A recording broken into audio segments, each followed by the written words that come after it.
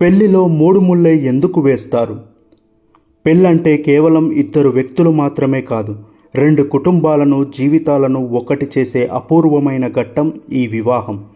ఇప్పుడంటే పెళ్ళిని 5 గంటల్లోనే పూర్తి చేస్తున్నారు.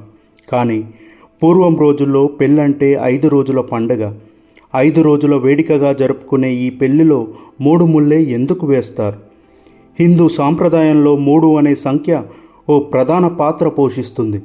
త్రిలోకాలు, త్రిమూర్తులు, త్రిగుణాలు ఇలా 3తో ముడిపడి ఉండటంతో పాటు మానవులకు స్థూల, సూక్ష్మ, కారణ అనే 3 శరీరాలు ఉంటాయి. ఈ సమయంలో వేసే ఒక్కో ముడి ఒక్కో శరీరానిది.